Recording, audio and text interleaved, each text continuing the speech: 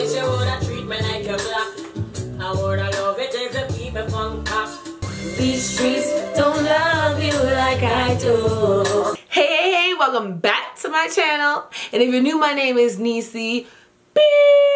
Sing it with me, Neicyb, baby. Don't forget the baby. Hey, oh, hey, oh. Oh my God, I feel like it's been so long since we've been face to face like this. I'm here today with a story time, and this time it is a nice fun story time that I thought about because Halloween was last week. Listen, I used to be reckless back in the day, okay? Before I do all of that, make sure you hit that subscribe button if you haven't done so already. Also, don't forget to follow me on my social media. I'm just gonna jump right into story time. When I was in my first year of university, so I really want to say I was like 18. I was in my first year of university. I actually lived in Durham, so if you're from Toronto, you know Durham. Durham region is like the suburbs. And I stayed with my sister and her mom. And my mom was in New York because she decided to spend her maternity leave there. Took my brother with her, so he did his second year of high school there. But I was left because I had university. Like, I was starting school. It was my first year, yeah. I wouldn't say I was a troublemaker. Because, like, anything I did, I was allowed to do.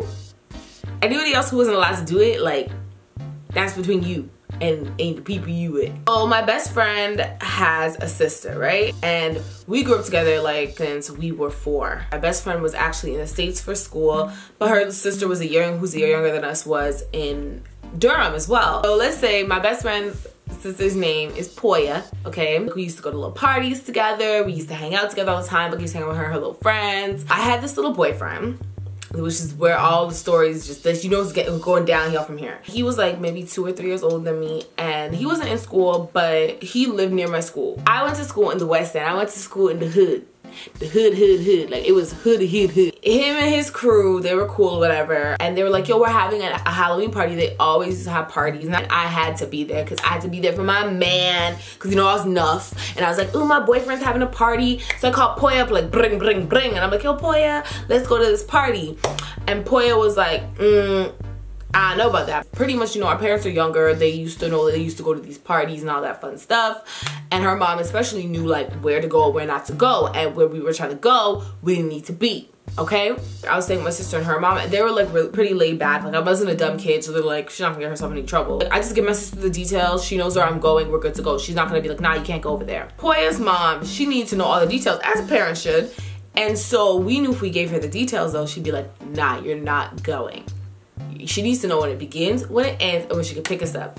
I have the messages from this. She and I had devised a plan because she knew 110% that her mom was not gonna let her go to this area. So of course, my sneaky little ass comes up with a whole ass explanation. I'm gonna pull up my phone just so that I can tell you guys exactly what I said in order for us to be able to go to this party. So I was on Messenger and I'm like, it is at my friend's house in Scarborough, Halloween themed, and we're getting a ride back from the party. It ends around 2. And it's October 30th. So I was scheming and I'm like, can you go? And she's like, I'm gonna ask her after she finishes washing the dishes. She'll be in a good mood then. Because, you know, back in the day, you couldn't just ask your mom whenever. You had to wait until like she's sitting down watching her favorite show, chilling, and then you had to like sneak into the room like, hey mom, can I do this? And pray to God that she's in a good mood. Like, I'm not sure how it was for you guys, but if you remember that, leave a comment down below where you had to wait until your mom was in a good mood before you asked her literally anything. So I said, okay, and then I'm sitting down there with my fingers crossed, and she's like, my mom said yes. And then I'm like, yes, I just did a dance. There's some conversation about the costumes. We decided to be gypsies that year, I think. Yeah, I think that's what it was. We were gypsies, but we literally just bought like belly dancer outfits from like this cheap store in the mall, and then that's what we were for Halloween. And we thought we were so kind of like, okay, so we had it set. We had given her mom a location. We said it was in Scarborough, my area, and they live in Oshawa now, so you know she's not gonna want to drive us all the way to Scarborough. I can't remember how we got to my house, but we got there. We hopped on the bus to the West End. Now, mind you, from Scarborough to the West End, it is a nice 1.5-hour journey, and that's if we're lucky 2 hours max. We're thinking like we're good to go. We set out on the journey, and Poya literally reminded me about this the other day, and I think it's when we got into the West End that this happened. So we're on the bus, we're minding our own business, and there's a hood man. Now, I'm so sorry. I don't make eye contact with hood mans because, frankly, I'm not interested. so there's no points. But they always want to come and try and talk to me, and I'm just like, could you not? Because it's so awkward. How do you turn down a hood man without getting shot? Like, I just want to know. I need the tips and the tricks on how you turn on a hood man without potentially getting shot. Because I can't. Like, they make me very uncomfortable. And he's just like, yo, you look cute. I'm like, who you talking to? Not me. He's like, yo, you look cute. Yo, what's your name? I'm like, minding my business. Like, what's your name?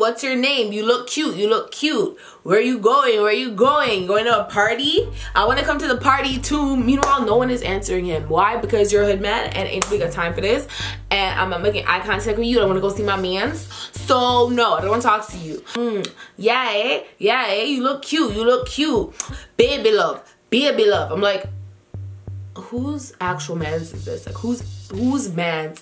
Whose being is this? Like, who? Baby love. Nah, I'm good. Poya's sitting there. She's looking around like, and I'm there ignoring him. I'm on my phone like, Poya didn't have a phone. And this is going to play a key part in this whole party situation. So anyways, finally get to our stop. We get off. But this man was still persistent. Talking about baby love. Oh, blah, blah. And he's like, he's calling me baby love. And he's calling Poya Pinky, and it's a mess, okay? A mess. I was there before the party started because I had been like, I'm gonna take pictures for the party.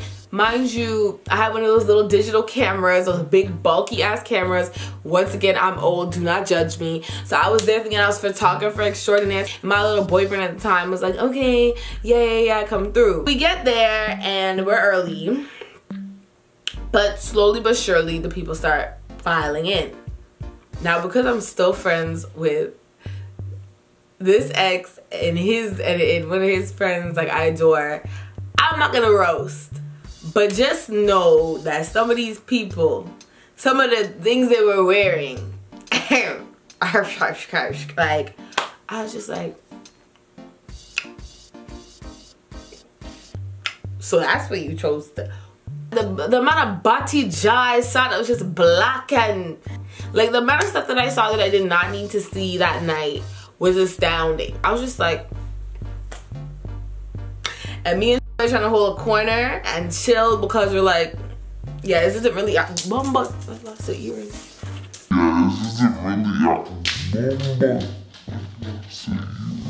My bad. Cause we're like, this really isn't our scene like that. And like, when I tell you bashment, hold on, let me put my earring in.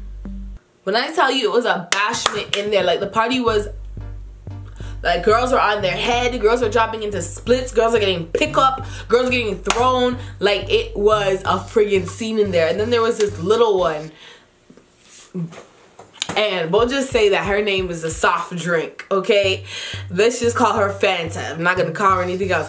Fanta was in there and she was all of like 50 pounds and she was in the middle doing the most. I had someone come to me and ask me to take down the pictures from the party with them in it because, like, I don't know if they're married to a pastor. Something happened. So I just deleted the whole album. But if I had not did the whole album, I would have thrown a couple in here. So we're in this party now and a whole bunch of stuff is going on. People are bubbling up, whatever.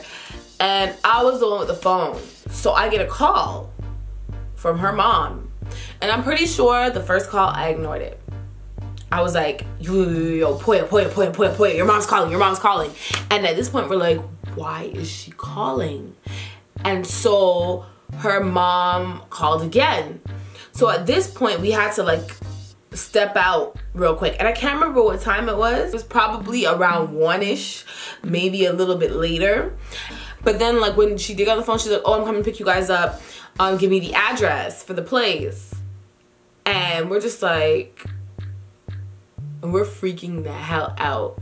Like, we're freaking out. We're like, she wants the address of the place, the address of the place. So we're like, hold on, we'll call you back and give you the address of the place. So we get off the phone and I start freaking out. We're like, what are we gonna do? Like, we can't get to Scarborough in time. Like, we're an hour and a half away. There's no way in hell we could get there before her mom did.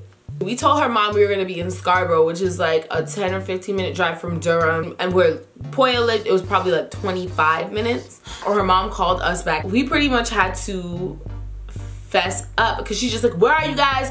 And she's cussing us, so she's going in. Poya was like, we're at Weston Road. And her mom was like, what are you doing out there?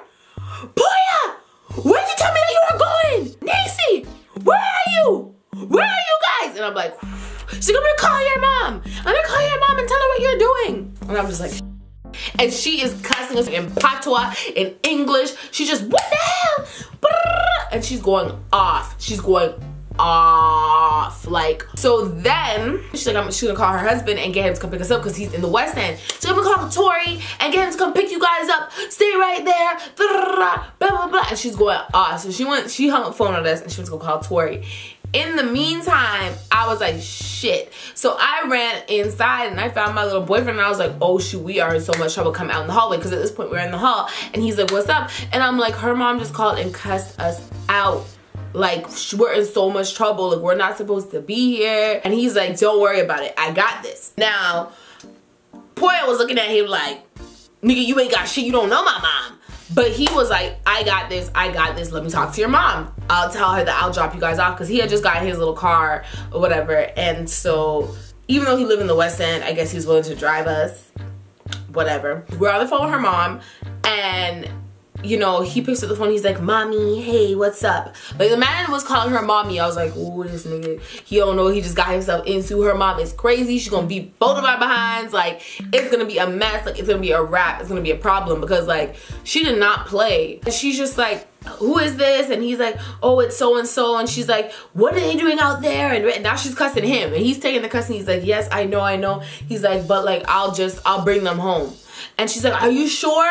Are you sure? Because if you don't bring them back, I'm gonna find you. I'm gonna come find you. She's threatening him now. And he's like, yeah, I promise. Like, the party's gonna end soon and I'll bring them back and don't worry about it. And she's like, okay, I expect them to be back at this time. And he's like, yeah, no problem. I think she said by 3 because at this point it was after 1 and the party was still going on. And so, yeah, he's like, yeah, I promise I'll bring them back. She's like, you guys call me as soon as you get in, whatever, right? Party ends, right? And we're waiting for him. He disappeared, okay? He went to go drop off a friend. Now, it had become very clear to me that him and this friend were not just friends or she had some sort of crush on him. He was calling her his sister, but the way that his friend was kind of trying to deflect, I was like, okay. I was like, okay, whatever. He just needs to hurry up and come back because we need to be back by a certain time. He's like, yeah, he's gonna come back. Once we got back to my place, I gave Poya the key and she went inside. Mind you, she didn't have a cell phone. I did. I was in the car with Ray J, like, so what happened? Who was that girl? La la la. Because he freaking picked up and he left me in the party. And so we're having this long ass conversation in the car. He actually brought us back right at 3. But I was in the car with him for like 2 hours talking to him. So by the time I got inside and I remembered to call her mom, because her mom literally said, "Guys better be in by 3. So make sure to call her." But like, I had forgotten. And then, you know, when we got inside, Poya was like, I have to call my mom. I'm like, girl, why don't you come outside and get my phone? Like, we're gonna get in so much trouble now because your mom's gonna be like, yo, what the hell? I told you guys to call me at 3. You guys broke my trust twice. And of course, it's exactly what her mom said. As soon as she called, she's like, okay, yeah, you guys came back in at 3. I don't believe you. You're never going anywhere with Neicyb again. She's just going off still. And I was just like, but we literally came back at like 2:55. And like, I was just outside talking. She's like, no, I don't believe you guys came back late. Ray Tay, blah, blah, blah, whatever. So we're still in trouble. Like, it didn't matter what we said or what we did, we're still in trouble. Her mom must have came pick her up. I'm gonna pick you up on my way from work, and came and got her and took her behind back to Durham. When I messaged her, I was like, hey, is your mom so mad at you? She's like, yes, she is. I'm like, what'd she say? And she's like, oh, she said I can't hang out with you anymore. And I was like, well. Like, the thing is, like, the whole situation happened and like, I wasn't in trouble because I was allowed to be there. I had spoken to my sister and I had spoken to my sister's mom, and they had both signed it off like, oakley dokley, you may go, like, there's no issues here. But like, for her, we had made up a whole lie, and well, it was a lie. It got exposed. So yeah, pretty much that's a story of how we tried to sneak out and be slick and we got caught and cussed the hell out. If you enjoyed this story, make sure you go ahead and give it a thumbs up. Go ahead and subscribe to my channel, please and thank you. And if you haven't done so already, follow me on my social media, Instagram, Snapchat, and Twitter. # support the man them. And yeah, thanks for watching. As always, it's a peace, and it's a love, and it's a annyeong.